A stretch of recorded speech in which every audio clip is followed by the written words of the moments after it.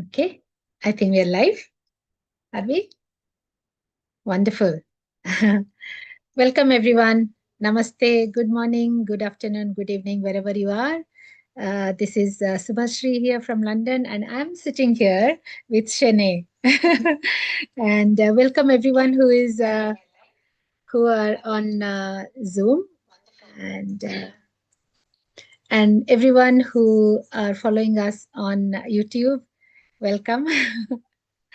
So today I think is the third week where we are sharing the testimonial, and we are happy. So far we have been fortunate that we are able to get the person whose testimonial it is, for them to either narrate directly or read out the testimonial that was shared. So we thought today we would invite Shene. Shene had shared a beautiful testimonial of protection. When she went to Africa, she was much younger at that time, probably 10 years back. Yeah, 2015. Yeah, so about 10, 11 years back, she was very new to Mohanji and very young youth at that point of time. She's young now also. But that time much younger, to go to a unknown country and to do things around people that she did not know, situations which are very, very unfavorable, and nothing is in the comfort zone. Everything was beyond comfort. And at that young age, with nobody, known people around, things that happened, and but she recognized the protection that she received from Mohanji. So it was not ordinary, but anyway, I think that's very inspiring, motivating to our youth today, and to go forward beyond any obstacles or any fear or things like that. So we thought it's good timing to invite Shene to share her experience with us. She can read it out, and we can all obviously pitch in. So without further ado, Shene, welcome. Thank you. Thank you. And do you want to? How do you? It's up to you. You want to read it out? You want to narrate the story? It's up to you. Let's let it be more interactive and inspiring, and interesting for people. Sure, sure. I Yeah. can make it interesting. No worries. Wonderful. Okay. So I can do some background if you want. Yes, please. Go So ahead. it was the first ever retreat in the UK. Subhashri, we need to have a like we can't hear her very clearly. You Oh, can't we hear? can't hear? Maybe we can bring this forward then. Yeah. You'll have to be a bit louder. Sure, I can be loud. So this was the first ever time that Mohanji had visited the UK. Is that correct? The first The UK first retreat. 2015. 2015. So Mm. I was fresh out of university. I was like 22. Mhm. I was so, and I look back, I was so young. I was still young, but I was feeling so young. Yeah. And it was actually my graduation that weekend. Uh-huh. I just graduated from university, and my gut told me, skip your graduation and meet this guy Mohanji. Every cell in my body was like, it doesn't matter. Graduation, I just didn't care. I was like, I have to meet this man that my mum has been following around the world. So yeah, so when I met Mohanji, I said to him, I'm looking for some guidance. I want to do this thing. I didn't have the word for seva or selfless service back then. I said, I want to do this thing. I want to go to Africa. I want to, help people. I didn't have the language of what selfless service is. Yeah. And he said to me, something like, I bless you, go. But he said, take my iCard.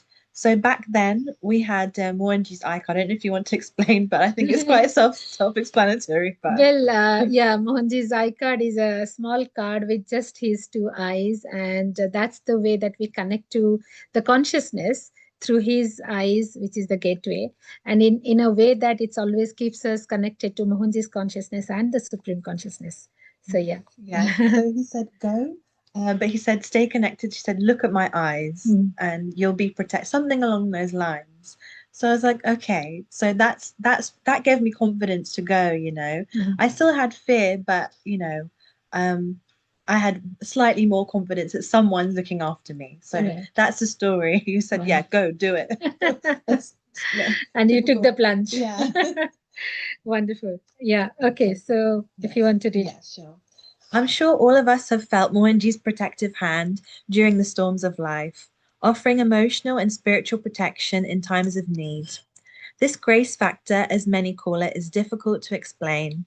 It's like describing an invisible man in a cloak who wraps that cloak of strength around us just when we need it most. How can you explain that to someone?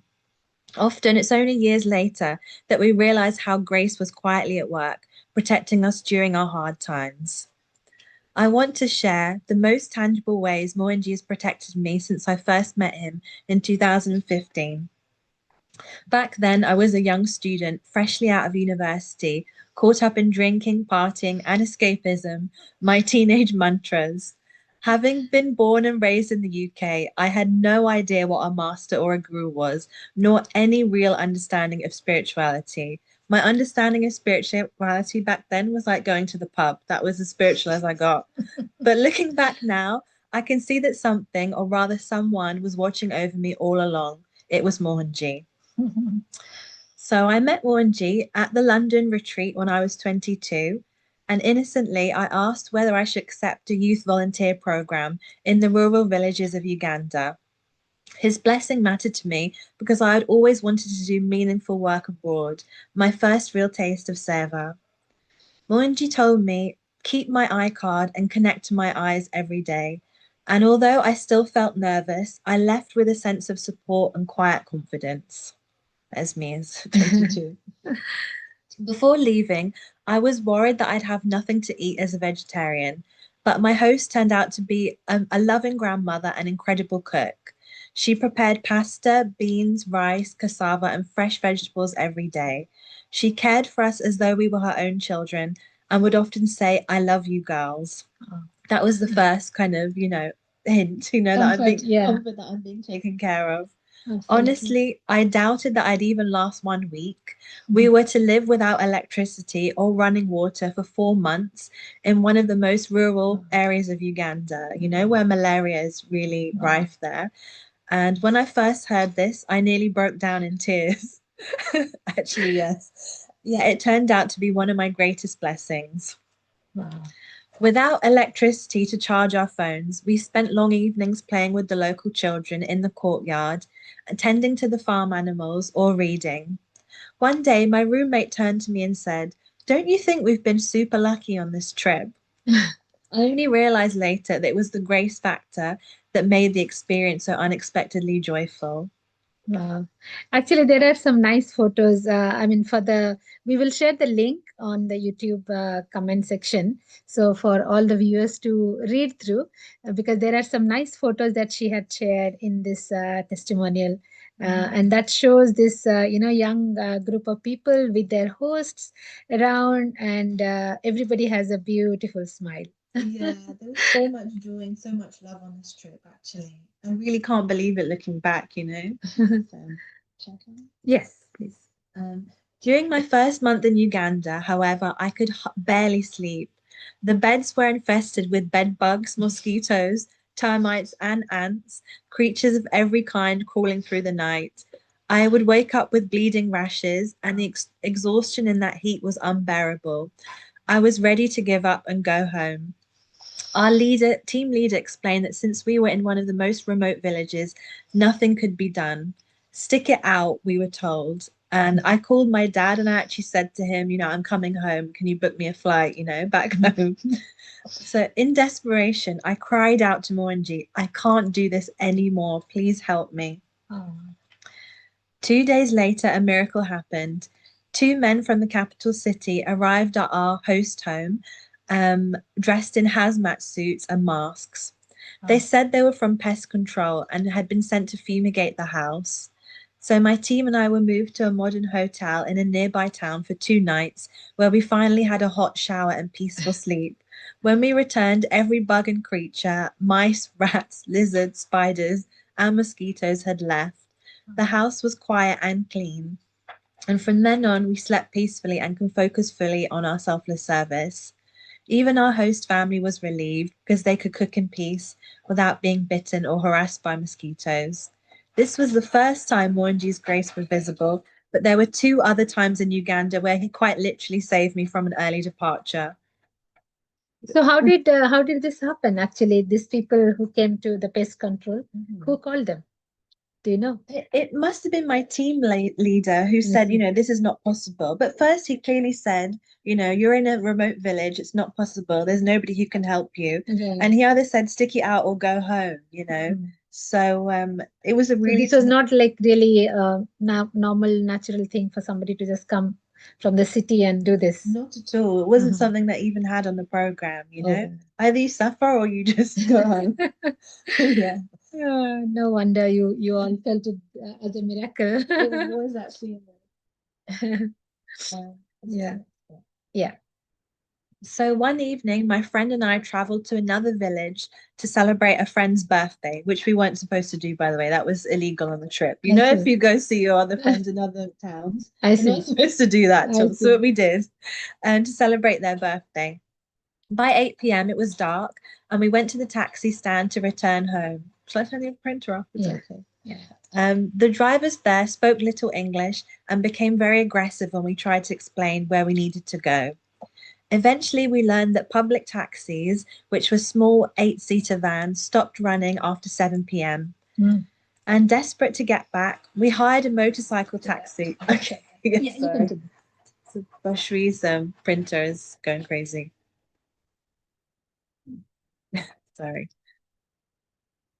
Continue. So yeah, taxis actually stopped running after 7 p.m. So desperate to get back to our host home, we hired a motorcycle taxi instead. And it was a miracle the driver even knew our village. So for context, there's no helmets in Uganda, obviously, Mhm. and you can fit 3 to 4 people. They're huge motorcycles, like in India. Right. There's these huge things, Yeah. and Bullet. Yeah. they're unsafe as well. Like there's parts coming out that are heated. You can burn yourself really easily. So already it's terrible transportation, for like 22-year-olds. So our motorcycle taxi driver was clearly unhappy about driving so far at night. As we sped along the red dirt roads, the darkness deepened. There was no street lights, only the faint beam of the bike's headlights. I held on to my friend tightly as dust flew into our eyes and mouths. Wild dogs barked in the distance, and we'd been warned never to go out after dark because of them. To make matters even worse, the driver was steering with one hand and texting with the other. So we were like this. Then it began to rain really hard. I panicked a lot. Like, I really saw death. I really, really did. I couldn't see even 1 meter ahead because mud and grit splashed into our faces. Wow. And the driver kept letting go of the handlebars as we were driving to wipe his eyes like this because the stones are coming up into his eyes. So the bike started wobbling, and I was sure we wouldn't make it home. I prayed to Mohanji then. I remember so clearly. I said, Mohanji, please, we're not going to make it. Please get us home safely. Actually, I didn't say that. I said, Mohanji, we're going to die. That's exactly what I said. So, Mohanji, we are going to die unless you do something.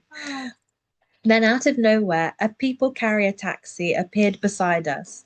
This was actually impossible because we had been told that taxis didn't run past 7 p.m. So this came out of nowhere on a completely empty dirt road in the middle of nowhere. So I raved frantically to the taxi, and somehow the two drivers communicated with each other. The taxi pulled over and we climbed in. The car was heading directly to our village, and we had just enough cash left to pay the fare. So we reached home safely, shaken but alive. Oh, what a relief. I know every parent watching this is like, oh my God. Shall I finish it or Yeah, continue. Yes. So the second time Mohanji protect me was even more unbelievable. So the bathroom setup in rural Uganda is very simple, right? It's like India, any of these places. It's 4 walls, no roof, and a small bucket for bathing. And next to it stood the pit latrine, so the toilets, the holes in the toilet, covered by just a tin roof. So yeah, one afternoon I went for a bucket shower, wrapped in a towel. I hadn't had my shower yet, and I heard one small thud. When you just hear a dung like that? And a small black mamba, which is actually the deadliest snake in the world, had fallen from the toilet roof right in front of me Oh my just before taking a shower. So I froze. I was trapped at the end of a narrow passageway with nowhere to run. I screamed like the loudest scream I've ever screamed in my life, and I was calling Mohanji's name in my head. And out of nowhere, our house help came running, and he grabbed a stick and he struck the snake until it slithered away. And then my life had been spared the second time, you know? Wow. So after that incident, a deep calm settled within me. It was as if something heavy had been lifted. I was no longer afraid or fearful, and even when I saw the snakes later on, I could finally enjoy the rest of my stay, feeling safe, loved, and cared for. Looking back, I can see how Moanji's grace transformed everything, from the food that I ate to the roof over my head to the protection I received in life threatening moments. Despite being an unconscious, naive young woman, I was completely cared for. You know, no stone was left unturned. So if Moanji can look after me in that state, I have no doubt that he's looking after your children too. How do I know I'm not imagining all of these incidents? Because the next time I met Mohanji in 2016, he told me himself that he'd saved my life many times during my travels. He said, I saved your life many times. I said, I know. So, yeah, the end. Ah, wow. I'm speechless. How do you feel now remembering those days? uh, Happy, actually. Really happy. Yes, there is no sign of fear in your face, even No. while you're reading it, because you're clearly over it, isn't Yeah, it? yeah. And what is predominant right now in your voice, in your face, in your feeling is, "Ah, I'm protected. Mohanji is there." Yeah, actually, so many more stories as well of protection, which I think we all have, right? Absolutely. But I feel happy thinking about those memories because Mm. if you think that I had a completely different experience from everybody else on my trip, you know, everybody else, I'm sorry to explain more, everybody else is getting in fights, falling out with their team members, losing team members, people just leaving spontaneously. I had nothing like that, right? So if somebody's looking after me. It Mm, was Moji, definitely. So wonderful. yeah, Anyone else would like to just share something or say something or everyone's ask speechless. something to Shene? Everyone's disturbed. I mean, I actually remember something very similar. Mhm. And it didn't happen to me, but this is something that I witnessed. I'm sure I wrote it in one of the Guru Lila books as well. This was 2017, and Mohanji was in London. There's a retreat that was happening, and I was Mohanji's PA that time. So in the afternoon, he after lunch he was resting. He said, "Okay, I will lie down." And then I would just I said I'll massage his feet. So Mohanji was looking at his mobile while I was pressing his feet, and suddenly he turned to the side. He took out his specs. He put the mobile in the side and hands like completely loosened up. So I thought, okay, Mohanji slept. And then I kept on pressing. I didn't just want to go. And by the time I was pressing his arms, suddenly the arms felt like it didn't exist. There's nothing. It's like, I mean, the softest, uh, like silk or whatever. It's so soft, like it didn't. The hand didn't exist. There's no skin. There's no flesh. There is no bones. And then I felt, what is it? I mean, normally I've seen Mohanji's hands are like really muscular, right? And then I looked at his face. His eyes are, as if he, honestly, at that point of time, I felt he's dead. Mhm. And because his arms are gone and like eyes are, he's like, I looked at his face and I felt he's lifeless. So I really got scared, and I didn't know what to do. Should I wake him up? Should I call somebody out? I did not know anything, and I don't know what to react. So I just quietly went out of the room, and then I went to my room, and I'm sitting and I'm just chanting Monji Monji Monji Gayatri. I did not know what to do. And then after 1 hour, I thought, okay, I'll wait for some time. After 1 hour, I came back to his room. I slowly opened the door and I peeped inside. And he was sitting up. By the time he was sitting on his bed. And then he said, okay, come. And he said, you got scared. I slept completely. Did you get scared? I said, yes, I got scared. What happened to you, Mohanji? he said, he said, I had to go. I had to go to, I said, where did you have to go? Mm. And this was, I'm very new to him. I do not know this kind of things that happens or Physical what thing. Mohanji does. So he said, then he narrated me that story. He said, there is a girl in Africa, and it was evening at that time. So she was returning from, after some study or whatever, and the the street from where, through where she was passing, it was very, it's very scared one. Actually, she was supposed to be picked up by her parents, mother or father, and their car broke down. So the mother was, with the car at whatever repairing, and they knew that they couldn't go reach on time to pick up the girl, and the daughter had to just, like, she was scared being there. So the mother actually prayed to Mohanji, that please save my daughter. So then Mohanji told her telepathically that tell your daughter to just walk, and I will walk with her, and bring with me. So the mother, was in phone and told the daughter, just you just come walking, don't no need to wait.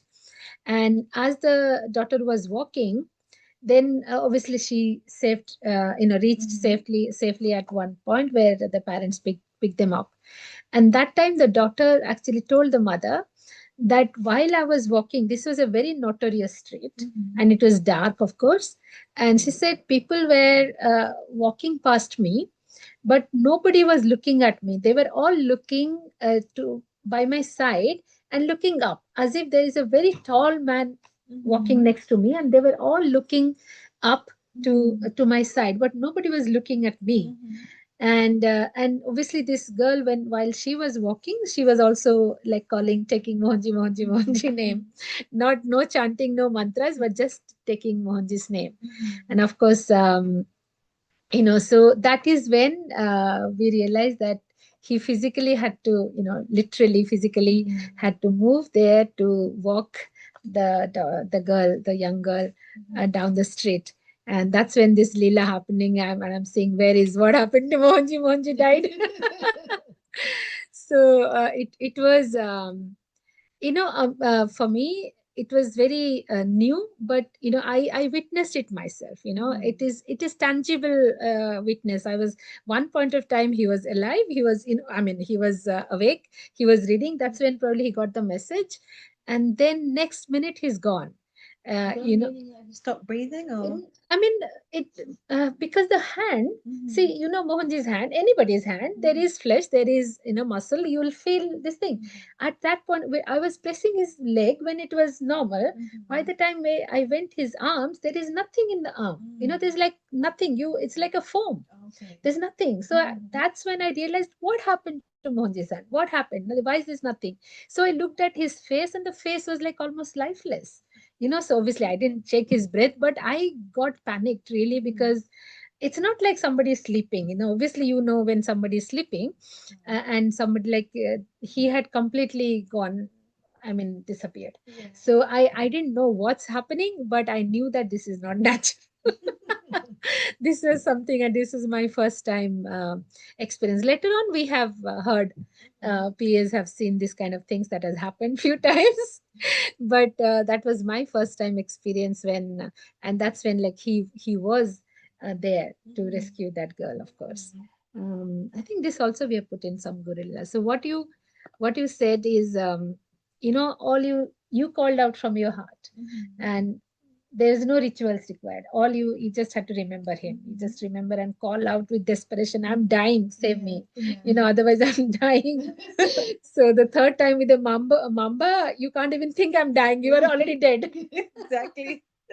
So yeah, recognizing this, but recognizing the grace is the main factor. Yeah.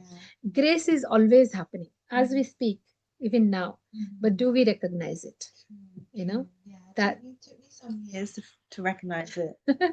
So young, right? of course. Yeah. Well, there's nothing to do with age. Yeah, true. Age doesn't bring I was those. unconscious. Yes, Pooja wants to say something. It's such a this is such a live example of when you surrender. You surrendered wholeheartedly to him. For you, at that particular moment, it was him. So he had to go. It's such a cute moment for all of us to remember that whenever we need him, we just have to call Monji, Monji, Monji. There's no mantra needed, there's no ritual needed, nothing. Mm. Yes, My absolutely. son had a similar experience. Uh, last to last year, at that time he was traveling. We were staying in South Bombay, and he was traveling from Thane to South Bombay every day. It rained so heavily that they stopped the trains in between, and he got stuck. It was in middle of nowhere, and we were just so worried and what to do. So both me and Vikas, we sat in two different rooms and we prayed to Monji in two different ways. I saw him holding my son wearing a white kurta and a dhoti. Vikas saw him wearing white t-shirt and jeans, and we saw him holding his hand and getting out. 5 minutes after that, I got a message from my son saying, Mama, I was not planning to get down, but then a fellow came wearing white and he told me, Chalo, it's just here. And he crossed and made me come on the. I still get those goosebumps. And he reached the station and obviously safely came back using a taxi and everything. But at that moment, I knew there is no other way he could come, and the trains started operating after 6 more hours. Wow. So I know what you're. Wow. Bharati. I was actually touched by what Shene was telling. I was a little bit teared up because, the feeling to be so much protected reminded me of when we went to Turkey with a small team, and Selma was the lead. And I, at home, I was not able to drive more than half an hour without falling asleep. But there, I was the driver. So, and we had to drive at least 1 hour to the epicenter for to give help there. But then suddenly in the evening, Selma said, "Tomorrow I don't want." We already decided to go to Hatay to that epicenter, and then Selma said, "No, I don't feel like going there. I want to go in the mountains tomorrow." And I had fear of heights, and I there was another miracle where I got cured from that fear of heights. So this was the the time when I could, that could prove that that fear of heights was gone. And but she called some mayor in some small village in the mountains because he said nobody's going there. All the eight, uh, you know. Organizations, they go to the main cities. And she called some mayor in a small city, and he invited us to come, and he knew something even higher in the mountains where we could bring our full bus full of uh, goods. And then we were driving, and then we were thinking it's 1 hour. Then she called again, and then he said, no, it's another hour. So we were still driving. And then she called again and she said, we are in so and so place. So how far is it? No, it's another hour. So I drove 5.5 hours before we reached that small village high up in the mountains. We went up and up and up all afternoon. And all I could do all day in Turkey because everything was dangerous there because of the earthquakes. All I could do was, thinking about Mohanji. There was nothing else I could do because it was so much out of my comfort zone. And I didn't know why we were going so far. And we also had the habit to give it directly to the people. So don't drop something somewhere. We wanted to have this personal contact with people who really needed it.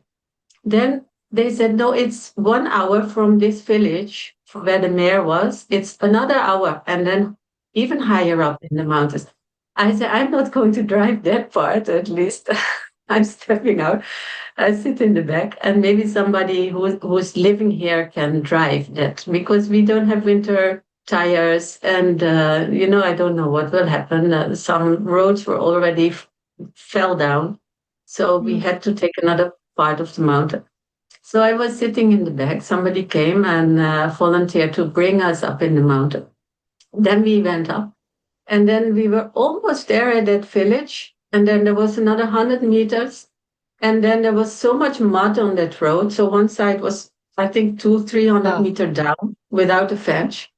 And then there was this slippery stuff. And there was this small road. And then there was this village which we couldn't reach because the car went just back. Instead of forth, through the mud, it went back. And then the back side went to the, where you fall down. So I think I looked purple at that moment. So, and then we had to drive backwards. We had to drive back, and the bus was there behind us, and I was in front, I think, or other way around. So we had to drive backwards on this small village. I could only say Mohanji, Mohanji. And then we came to a small school. So we made it and could turn, and then we came to a small school, and then it was dark. We had driven whole day, and then it was dark. So we had to, without handing over the boxes, we had to put it in that small school, which was deserted school. And so we brought it all in. And then we went down 1 hour down back to that village. And there was the refugee camp, and then they asked us, do you want to have a cup of tea? The police tent Wow. was there in the refugee camps. And then they asked, do you want Turkish tea? And Selma and I were looking at each other. So why I was guided to go all the way, like not me, Selma was guided to go all the way to this remote village, and we couldn't finish our whatever we came for. And then we were sitting there with the police and drinking tea. Then the telephone call came at that same moment.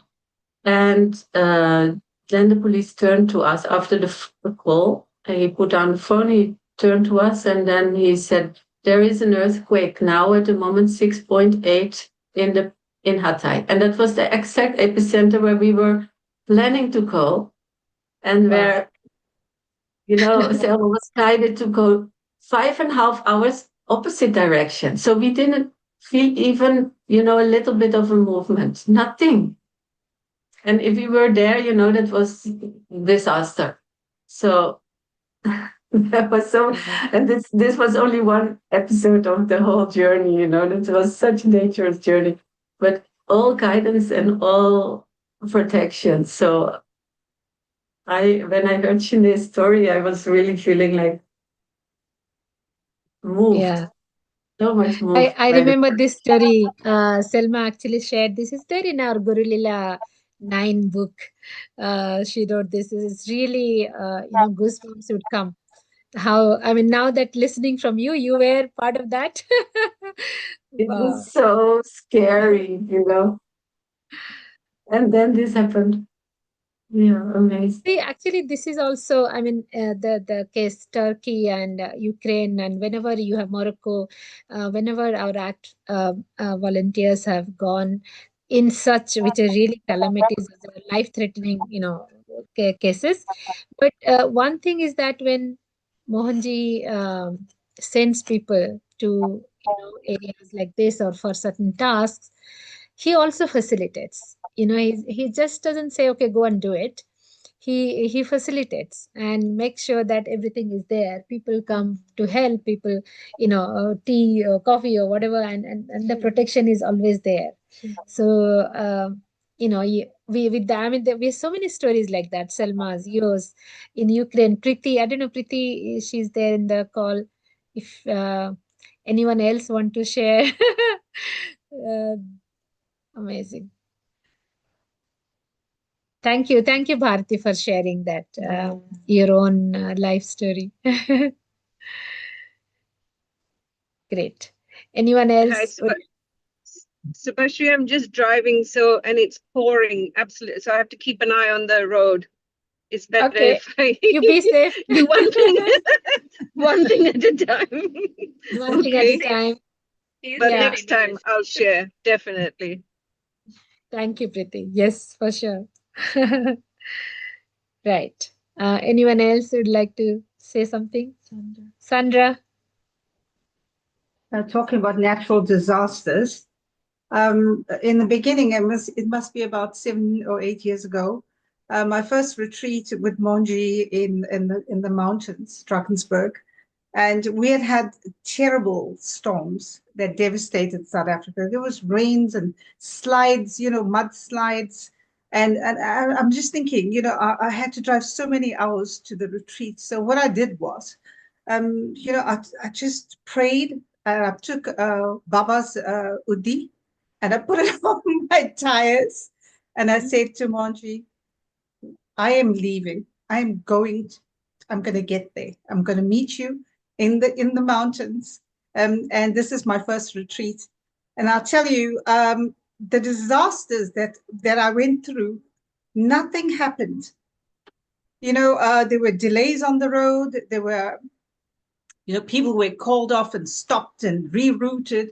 Everything went smoothly. I reached the resort on time, like it was completely normal, like a normal, trip. And when I went there, so it took like a few days, for the retreat. And then suddenly on the last day, when we were about to reach, go leave back, one of my tires went down. And I'm like, I'm one of the few behind, people left. And I'm female, I'm thinking, I have nothing in my car to actually pump up that tire to get to the closest garage. Suddenly, I noticed that there was someone that was nearby, another family member, who said, I've got something that can just pump your tire up. Let me do it for you. And I remember, then I'm thinking, the way Mohanji looked at me before he left in the car, I was just curious why he looked like that. And there's a reason. My tire was down. And we were the last ones to leave this isolated, retreat in the mountains.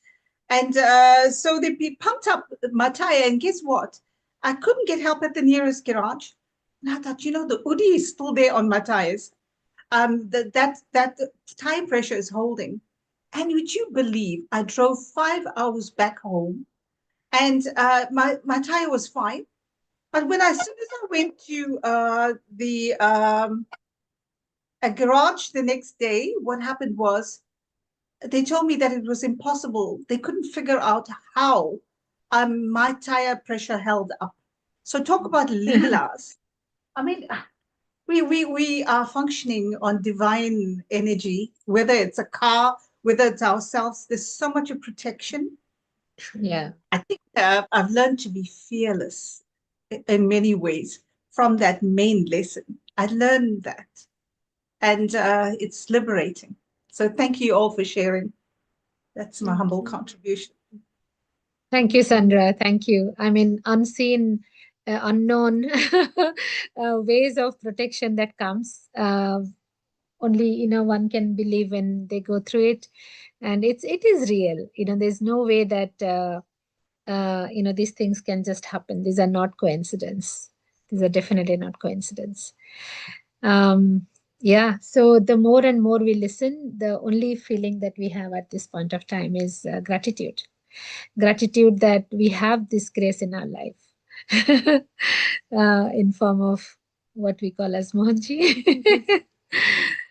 So yeah, wonderful. Anybody else would like to share anything before we close? Well, if not, then we probably leave with this thought of feeling that tonight when we sleep safe. Actually, I always thought, initially, just before we go, when initially when I was part of Mohanji UK team, we are all working people, so we have meetings late night, and we used to mostly have meetings either somebody else's house, Vijay Bhai's house or Hemant Bhai's house. So Harish and I both used to go in the night, and by the time we finish, it'll be 11 p.m. or even past that. And my children were younger at that time. At that point of time, my younger son was very young. So people used to wonder, how come both of you are going? The children, both of them are at home. Are they not scared? I mean, we can't just leave children like that. So I always felt even that feeling that Mohanji is there, Mohanji Hena, Mohanji is there, and I used to tell people, I have the world's best childminder at home. So even when I I travel here and there for Mohanji's related work. So always I feel that I have uh, the best childminder at home who is looking after my children. Now I know that he is not just looking after my children; he's looking after my parents. He's looking after myself and my household and everything. So that's the reality of having Mohanji in our lives. So yeah, I mean, great gratitude. That's the only feeling that we can have at this point of time. Yeah. Thank you, Shene. Thank you for sharing. Your experience so close to your heart, and at the age of 22, you could realize this grace, and I'm sure this will inspire many people. Thanks, All is grace. All is grace, yes. Thank you, Mohanji. Thank you, everyone. Bharati, Pooja, Sandra, thank you so much for sharing. The sharings were amazing. Making today's meeting, this call, great. Thank you. Lots of love to everyone. And Thank you, love you, Subhashri. Mohanji. Bye. Thank And you, this book thank is you, really Shane. very nice. Shani, I was reading your House of experience in this, The Mohanji. House of Yes, Mohanji. beautiful I book. would recommend everyone to have this. Is one of the most amazing books I've ever read. This and Yes. Guru Leela 10 was, I don't know what it was. It just took me to another level. And I felt I was there with everyone going through that experience. And I don't have words to express because it just words fall short. Mhm. What all people have shared and how Mohanji has literally looked after like a mother, it moves See you. the Please, I Guru would Lila recommend 9. everyone to get this. Yeah, the Guru Lila 9. Shane, can you just fasten this book there? The left one. This one. That one. Yes. Guru Lila Volume 9. This one. This has got stories from 60 people, 63 people. Quite thick fat. This is where we have the story that Bharati just shared. So various dimensions of Mohanji. Mohanji as protector, Mohanji as healer, Mohanji as So this is various dimensions of Mohanji, and all the stories of from 63 people. I think this also, there is not that a few people, but in Mohanji in various ways, how in various ways that he has. Uh, you know, lifted up people's lives. Come sit. Yeah. So yes, definitely, Guru Lila is Lila of our Guru that is experienced, witnessed. In real, there is no propaganda here. There's no hallucination here.